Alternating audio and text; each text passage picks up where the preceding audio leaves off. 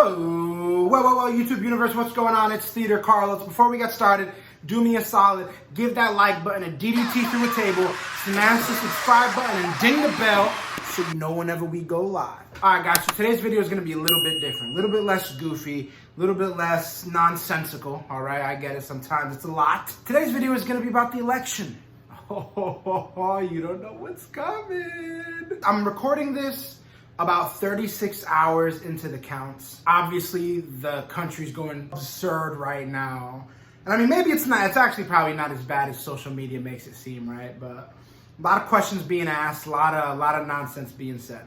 I'm not talking about presidential candidates here. I'm not even gonna say anyone's name. This is about how people get during these times and how it's gross. In the wake of what's going on, there's been a lot of folks going out there saying really positive things, saying, you know, regardless of what the results are, we're all Americans, we should all be united. But then there's another side, there's another kind of person that's been taking it to the social media sphere to say, yeah, I mean, that sounds pretty and all, but if you voted for X guy, we're never gonna forget it. You're the enemy, you voted for a monster. I think that is an intellectual crime of the highest order.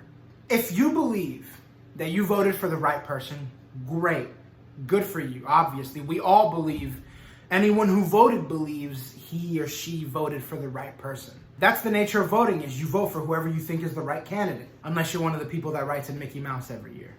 If there's anything our history tells us, our history as a country, our history as a human race, it's that things can be complicated, things can be nuanced, things can be hard to understand, things can be hard to articulate. If you believe that you voted for the right candidate, and your response to anyone who voted for the other candidate is, I'm gonna unfollow you, I'm gonna unfriend you, oh, I don't need you in my life, blase, blase, you are not as smart as you think you are. You are not an intellectual if you're saying that. Intellectuals ask questions. People who are truly intellectually sound aren't gonna close the gates to conversation.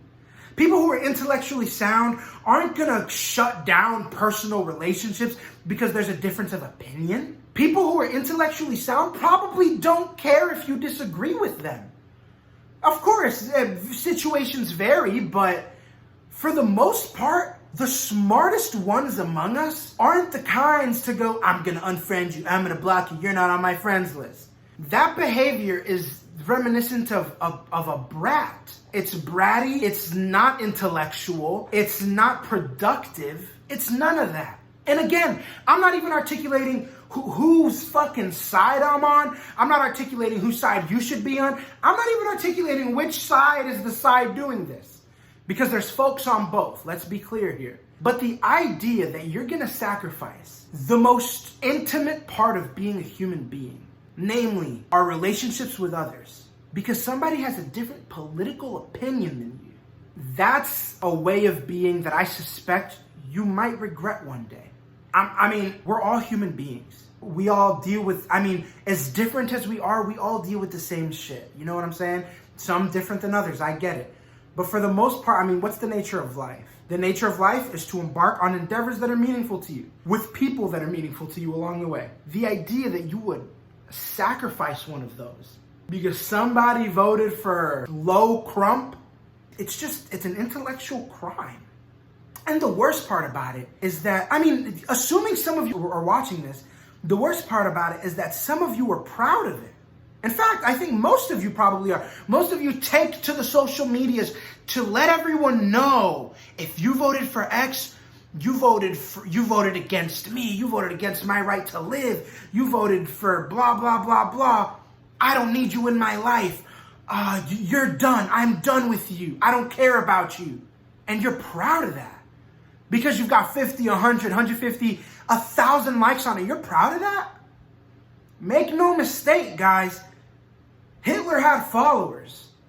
Now, I'm not saying that these people are Hitlers. What I'm saying is, just because you've got 50, 100, 500, 1,000 likes on something, doesn't mean that you're being reasonable.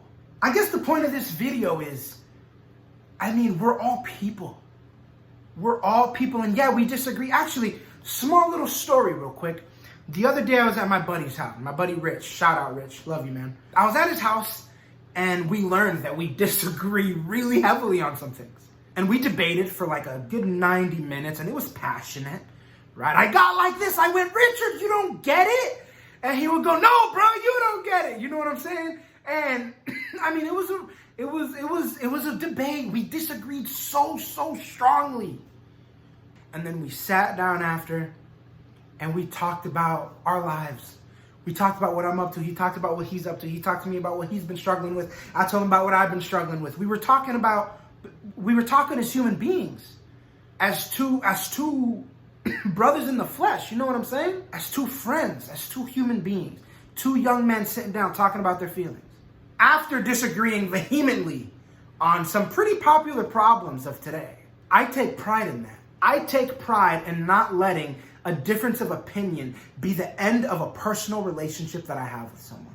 And if you take pride in the opposite, if you take pride in severing relationships because of political differences, if you take pride in boiling someone's political opinions down to one really bold, gnarly statement and then trying to cast out that person because of it, if those things make you feel good, as far as I can tell, and as far as I think any truly reasonable person can tell, you're calling for the severance of relationships based on the segregation of ideas. If that is something that you're proud of, going into this election and writing it out, we'll see what happens, who knows? Or it's pretty obvious, but who knows, right? If that's you, I think you might want to reconsider what it means to be the intellectual you think you are. Because, to be frank, you're not a part of the solution. You are the problem. And I think that's worth thinking about. If you're going out there and you're being real shitty to people, getting on the social media sphere, and you're going, if you voted for X, fuck you. If you're that person, I hope you'll reconsider, man. Because we're all people. We're all trying to get this right. This one shot at life, we're all trying to get it right. So why be nasty? Why be as simplistic and tribal-minded as possible? Have a conversation. Think a little differently. All right? Make the world better. Suck a little less.